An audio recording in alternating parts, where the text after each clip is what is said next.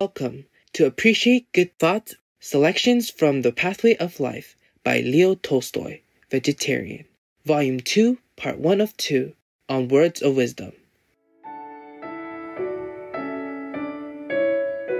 Everyone thinks of changing the world, but no one thinks of changing himself. This insightful saying by Leo Tolstoy is a valuable reminder for all of us to reflect inward. The renowned 19th century Russian author suggested that we ask ourselves what God really wants us to do. As Leo Tolstoy said, "In the name of God, stop a moment, cease your work, look around you." A novel by Tolstoy is not a work of art, but a piece of life, stated Matthew Arnold, a 19th century British poet and critic. In addition to his renowned epic novels, Leo Tolstoy wrote essays and letters that conveyed the spiritual truths he came to realize during the course of his life. Along with adopting and promoting the vegetarian diet, he became deeply interested in spirituality and living by the ethical teachings of Christ. The concepts he conveyed through his writings about peace and the fulfillment of God's will greatly influenced 20th century leaders like Mahatma Gandhi and Dr. Martin Luther King Jr. Supreme Master Ching Hai spoke about the uplifting nature of Leo Tolstoy's work during a group meditation session with our association members in July 1997 in Los Angeles, USA. Because Tolstoy was a practitioner, That's why when you read his story, almost a story about spirituality, about God, and very happy, very positive. It's very good to read him, to read his book. You try. If you haven't, you try. You can read more, Such thing is very good for you. Today, it is a pleasure to present excerpts from Volume 2 of The Pathway of Life, called Thought, where Leo Tolstoy reminds us to take control of our thoughts and recognize which are good and evil and focus on the good thoughts. Thought. Man has power over his thoughts. Our life is good or evil depending on our thoughts, but we can direct our thoughts. Therefore, in order to live a good life, man must labor over his thoughts, nor yield to evil thoughts.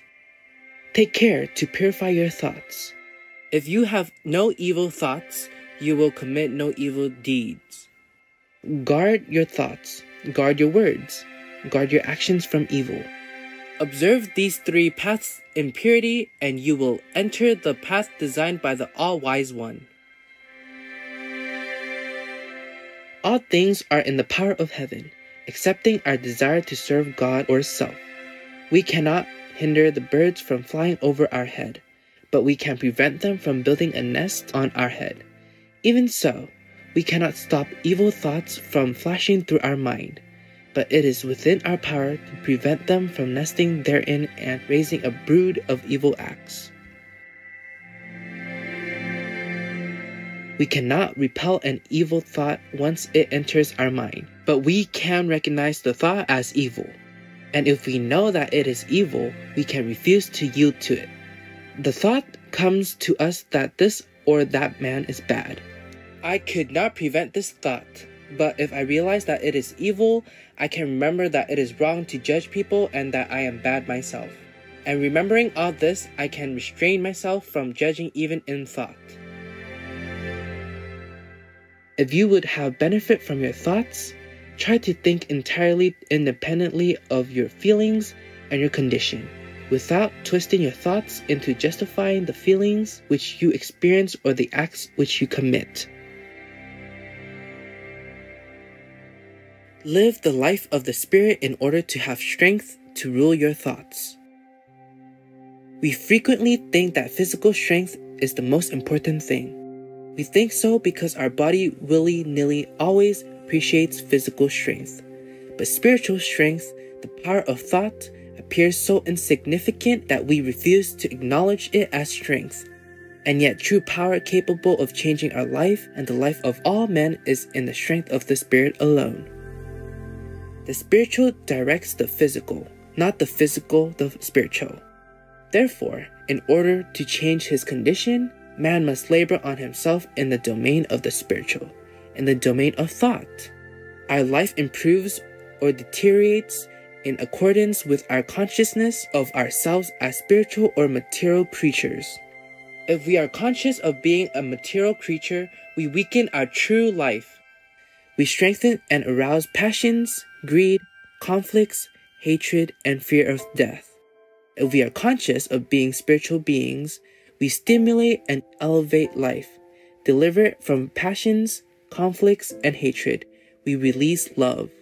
And the passage from the consciousness of being a material creature into that of a spiritual being is affected by an effort of thought. This is what Seneca wrote to a friend. You do well, friend Licinius, to endeavor with all your strength to maintain yourself in a good and kindly spirit. Every man can at all times attain the same disposition. In order to attain it, it is not necessary to lift up your hands to heaven and to beg the temple watchman to let you come closer to God so that he may hear you better. God is always close to you. He is within your own self. The Holy Spirit dwells in us, witness and guardian of what is good and what is evil. He acts towards us as we act towards him. If we guard him, he guards us also. When you are in doubt, when you do not know which is good and which is evil, you must withdraw from the world. Only worry about the judgment of the world prevents you from seeing what is good and what is evil. Withdraw from the world, in other words, enter within yourself, and all doubt will vanish. The opportunity of communing in thought with the living and the dead is one of the choicest blessings of man. Young people frequently say, I do not wish to live as others think. I must think out things for myself. This is quite right. Your own thoughts are more valuable to you than anybody else's. But why give thought to that which has already been thought out? Take that which is ready and go further. In being able to benefit by the thoughts of others lies the strength of the human race. The efforts which deliver man from sins, errors, and superstitions have their inception in thoughts. One of the principal aids of man in this struggle is his ability to commune with the reasoning activity of the sages and saints who have gone before. Such communion with the thoughts of the saints and sages of old is prayer, that is, repetition of those words wherein these men express their relation to their soul, to other people, to the world, and to its beginning. It has been accepted since of old that prayer is necessary to man. With men of olden days, and still with the majority of men today, prayer is an appeal under certain conditions, in certain locations, accompanied by certain acts and words, addressed to God or to other divinities, and intended to appease them. Christian doctrine knows no such prayers. It teaches that prayer is needful not as an instrument of deliverance from worldly ills, nor as a means of securing worldly blessings, but as a means of strengthening man in good thoughts. True prayer is important and needful for the soul because in such prayer, being alone with God, our thought reaches the highest pinnacle attainable to it.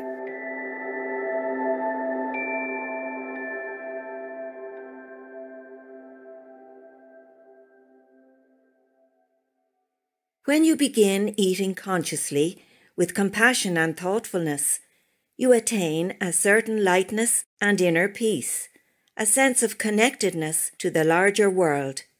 Kathy Freston, vegan. Peace-loving viewers, thank you for watching today's Words of Wisdom.